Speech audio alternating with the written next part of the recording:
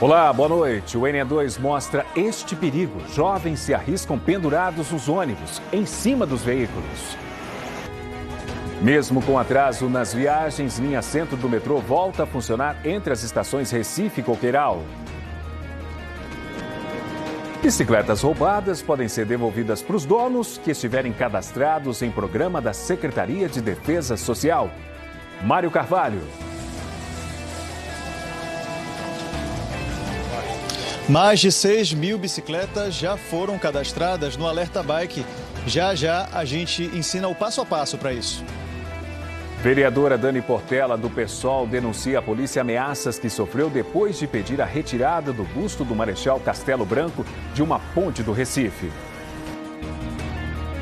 E o que fizeram duas estudantes de escolas públicas de Pernambuco serem escolhidas para participar de um intercâmbio do governo dos Estados Unidos.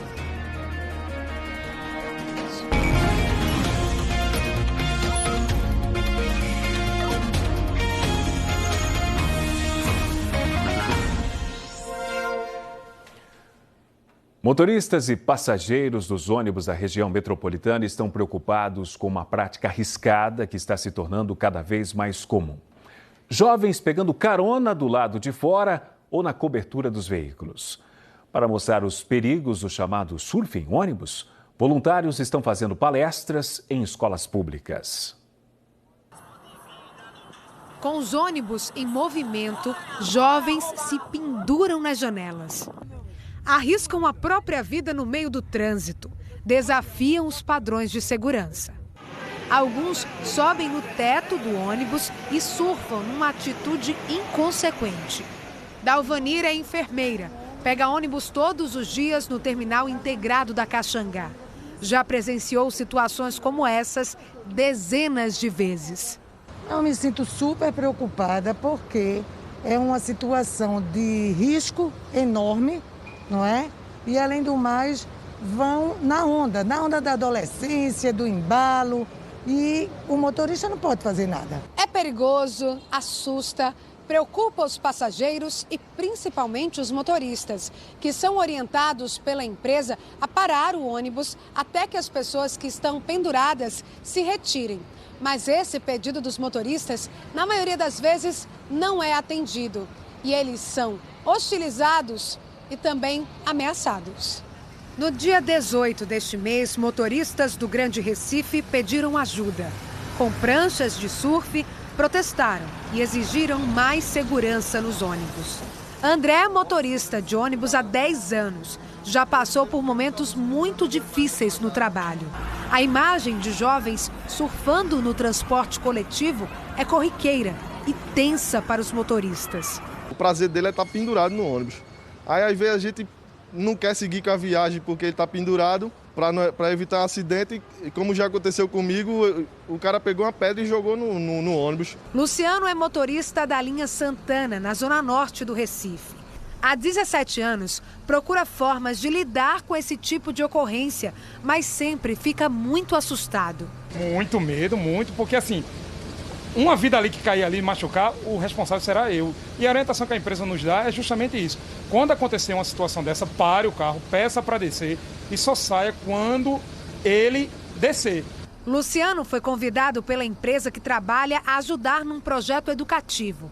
Equipes com motoristas de ônibus e profissionais de recursos humanos estão visitando escolas da região metropolitana para sensibilizar estudantes a não se arriscarem nesse tipo de conduta. É maravilhoso, porque assim, você interage com os pais, você conversa com até alguns próximos alunos, você vai sempre batendo ali até eles chegarem ao ponto ideal, porque assim, já está demais. Em muitos casos, as empresas de ônibus perceberam que ssão alunos fardados que aparecem pendurados nos veículos. A gente teve a ideia de fazer um trabalho junto às escolas do entorno, né, da empresa onde a gente estava atuando, no entorno das linhas, e a gente começou a abordar com esses alunos. Falamos com a diretoria, as diretorias abriram espaço para que a gente pudesse dar um papo com esses alunos, né, conversar com esses alunos, e a diretoria das escolas abriram espaço para a gente conversar também com os pais desses alunos. Muitos pais trabalhando, se dedicando aí para dar uma condição melhor para os seus filhos, não sabiam nem os movimentos que aconteciam. Os passageiros se sensibilizam com a preocupação dos motoristas. As autoridades que deveriam tomar mais uma providência mais séria, tem mais uma cobrança rígida. É uma situação que incomoda a todos.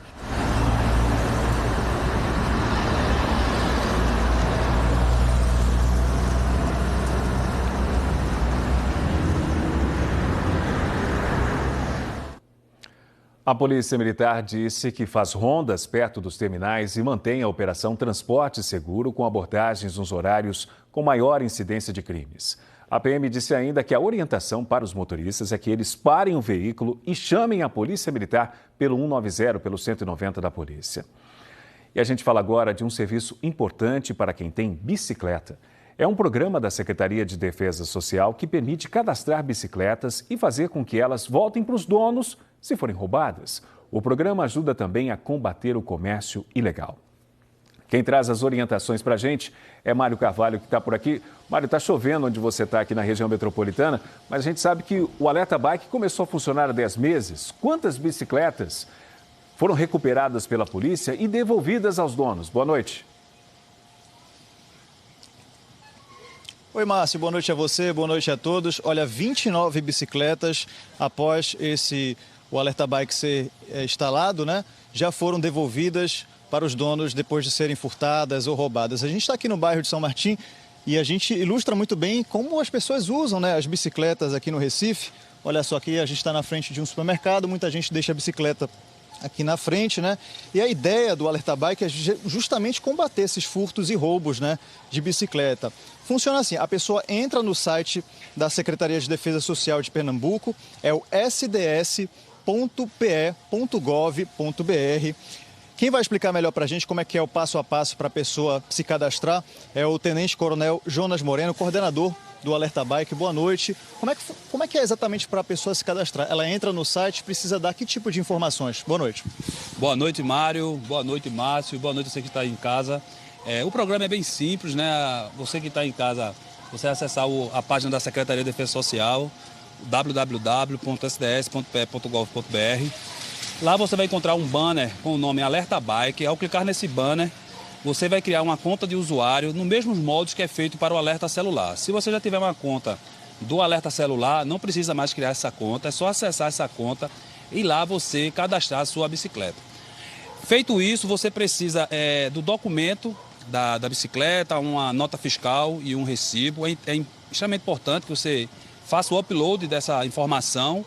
Se não tiver essa informação, você pode mesmo assim fazer o cadastro, né? Agora, sempre tirando uma foto da bicicleta. Se quiser, pode tirar essa foto ao lado da bicicleta, colocar o número de série, marca, modelo, aro, características que individualizem sua bicicleta, porque caso você seja roubado e furtado, vai ser mais fácil da polícia identificar. É isso que eu ia perguntar para você, né? No caso da bicicleta ser furtada ou roubada, o que a pessoa faz? Qual é o procedimento a partir daí?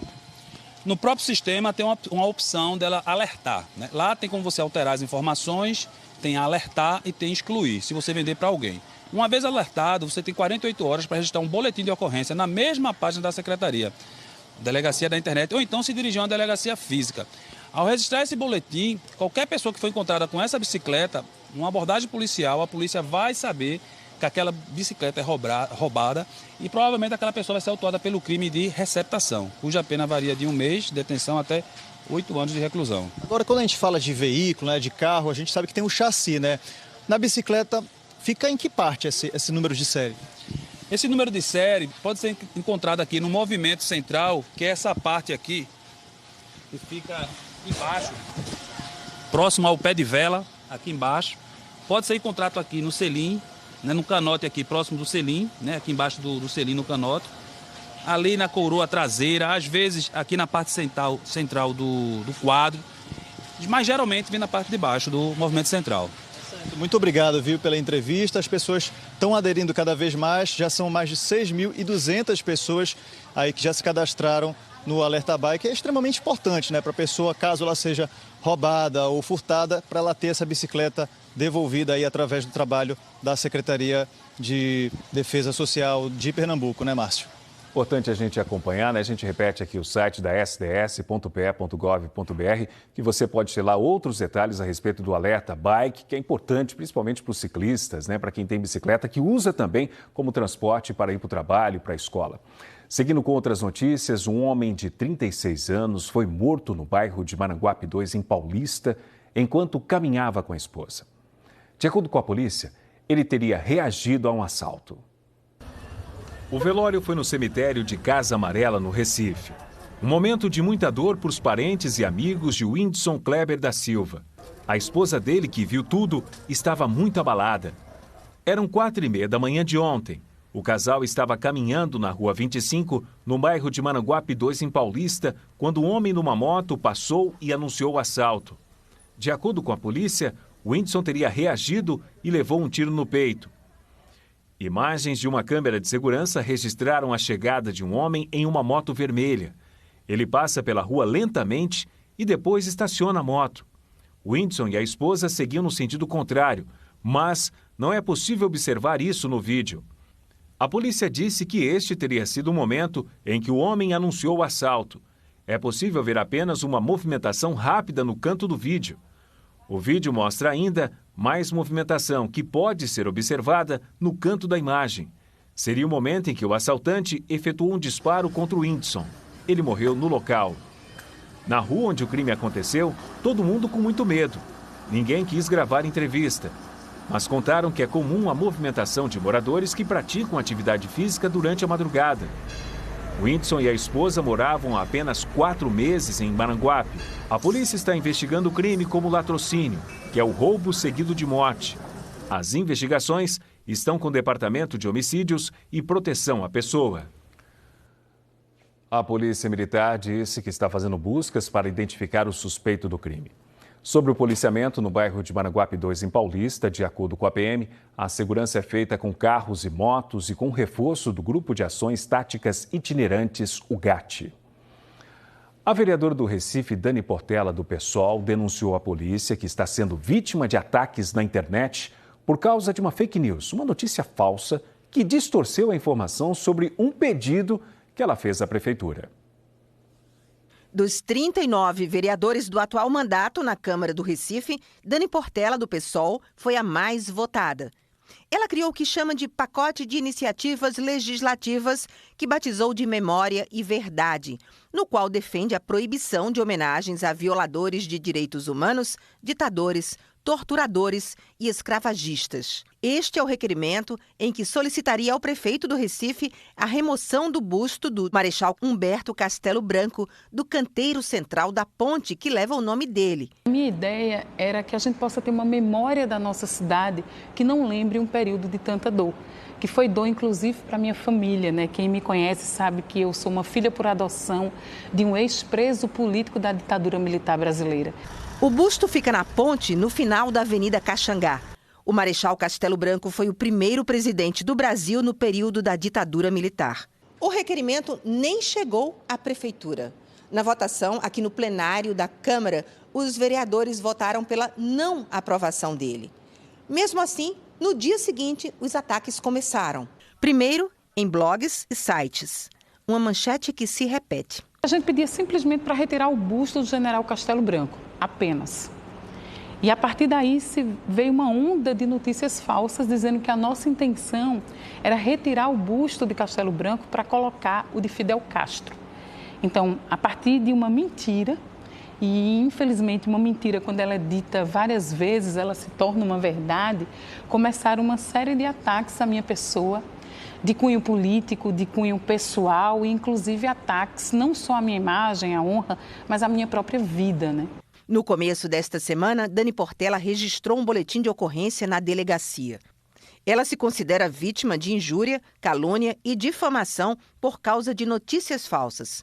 Alegou que se sente ameaçada. Quer identificar todos que espalharam as fake news e fizeram ameaças. Eu procurei a delegacia a fim de que os agentes fossem identificados. Dentre os agentes, para além dos CPFs, existem agentes de notícia, né? Existem blogs, sites, canais que propagaram uma mentira, que pode trazer consequências não só para a minha vida, mas também para a vida de muitas pessoas. Afinal, é uma vereadora eleita com mandato eletivo por uma cidade, uma mulher negra, mãe, e isso é uma forma de silenciar as nossas vozes.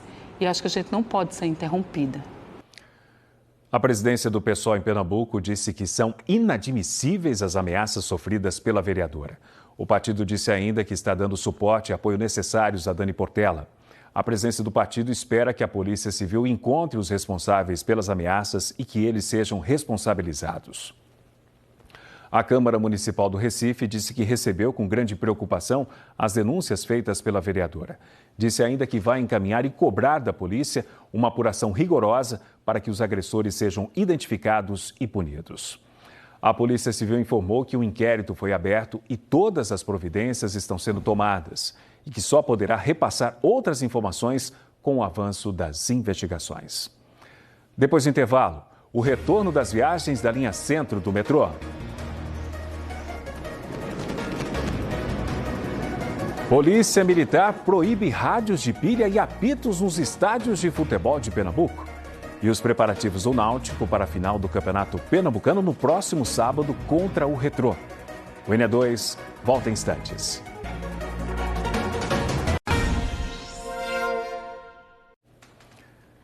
A linha Centro do metrô voltou a funcionar hoje pela manhã. Nós mostramos ontem aqui no NE2 o sofrimento dos passageiros que dependem do transporte público.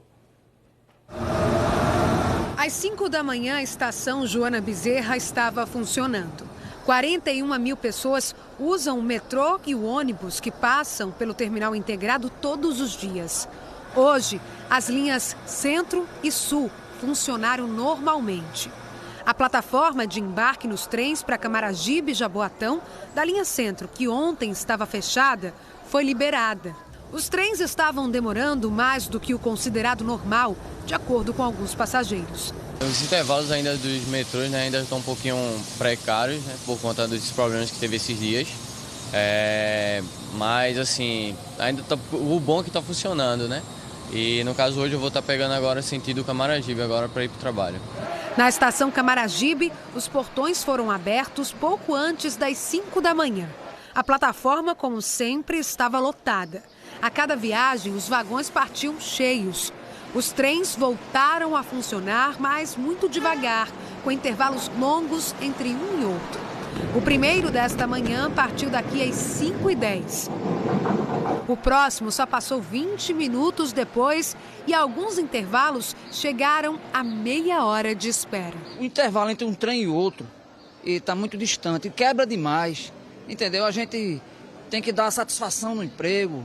Fica complicado, a gente chega atrasado, né? Eu mesmo tenho que abrir o cartão de ponto, tem que chegar na hora certa, fica difícil. A CBTU Recife disse que hoje a linha Centro funciona com intervalo de 12 minutos no trecho entre a estação Recife até a estação Coqueiral e 24 minutos de intervalo nos ramais Jaboatão e Camaragibe, já que só circula um trem por vez.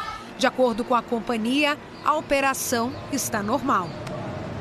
O superintendente da CBTU Recife, Carlos Fernando Ferreira, disse que foram identificados problemas no sistema de fios do metrô e que outras falhas teriam sido causadas por conta de um roubo de cabos.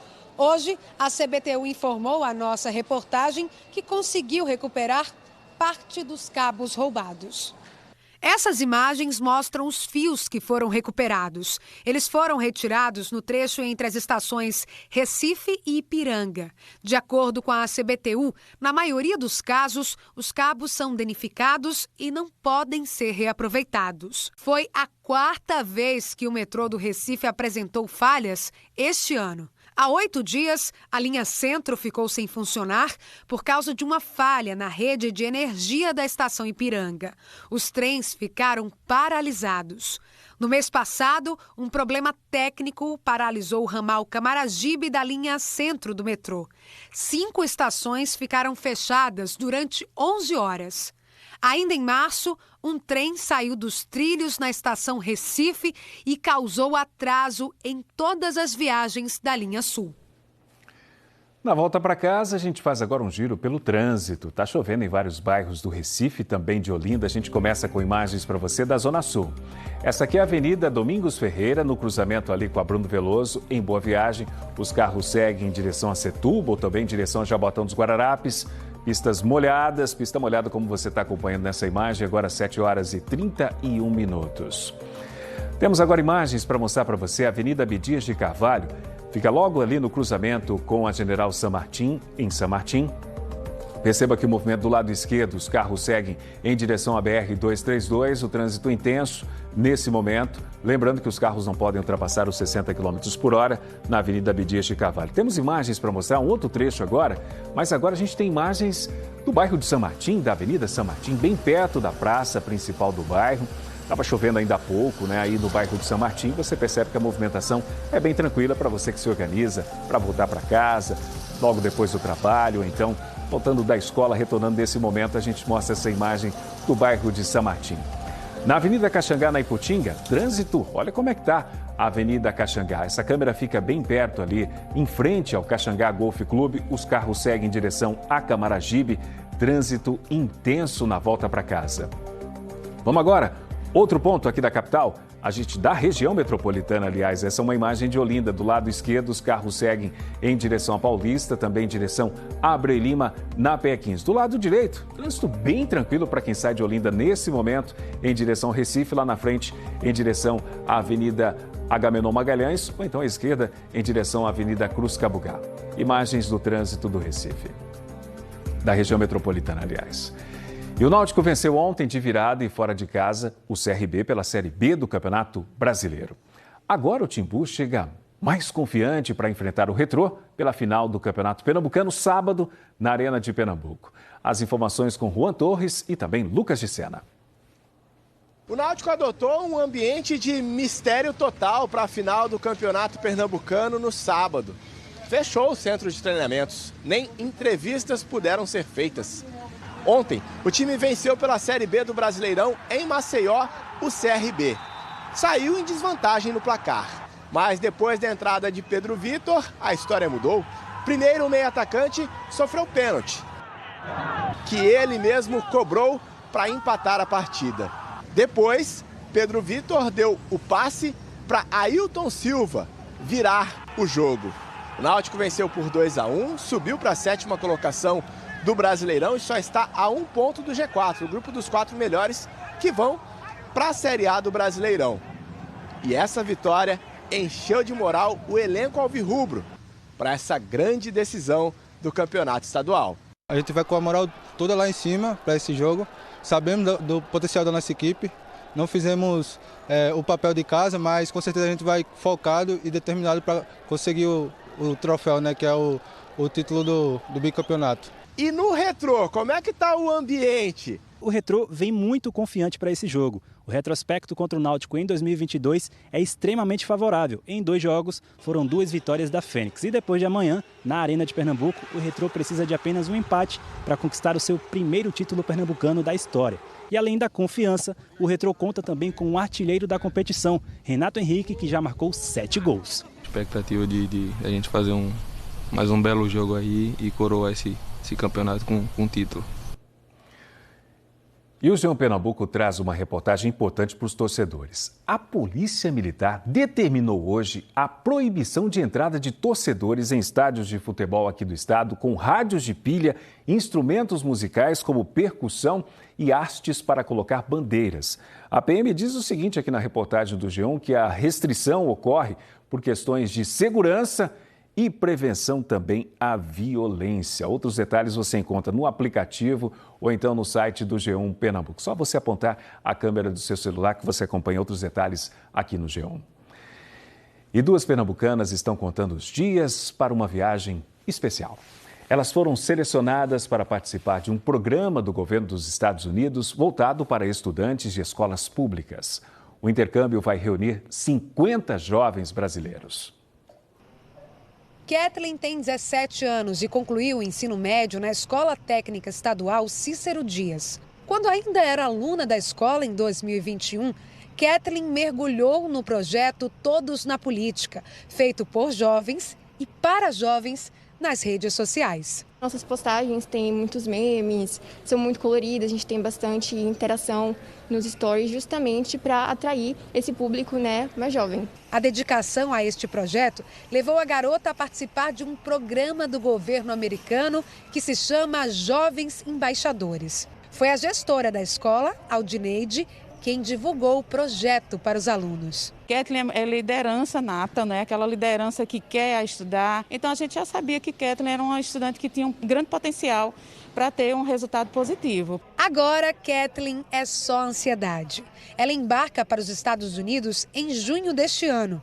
Vai ser uma coisa para aproveitar, claro, você vai estar em outro país, tem uma cultura nova, mas também vai ter muita informação, muita coisa para você aprender. O cônsul de diplomacia pública dos Estados Unidos no Recife, Jeffrey Lodmeyer, disse que todos os estados do Brasil estarão representados neste programa que completa 20 anos de existência.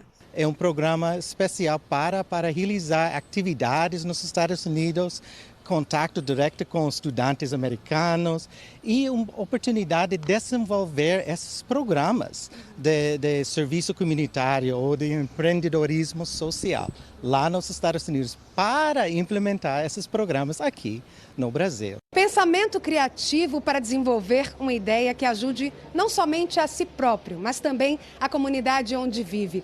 São estudantes da rede pública com esse perfil os selecionados para o programa Jovens Embaixadores. Assim como Kathleen, Maria Rita também se inquietou com um problema que atingiu muitos estudantes, principalmente os mais vulneráveis, durante a pandemia. Maria Rita estuda no Colégio Militar do Recife desde o ensino fundamental. Hoje ela cursa o 3º ano do ensino médio. Desenvolveu o site Quebra Galho, que ajuda outros estudantes do ensino público, junto com mais 5 amigos. A ideia é que haja uma troca de conhecimento de estudante para estudante e que auxilia o processo de ensino-aprendizagem dentro de alunos de um mesmo ano escolar.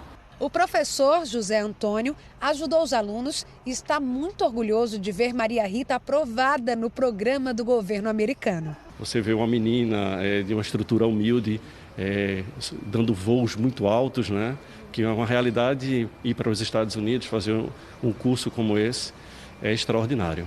Eu acredito que vai ser realmente uma experiência magnífica e na minha família todo mundo está muito feliz, todo mundo eufórico, torcendo, ansioso para o que vai acontecer e na escola é o mesmo. Para você, uma boa noite e até amanhã.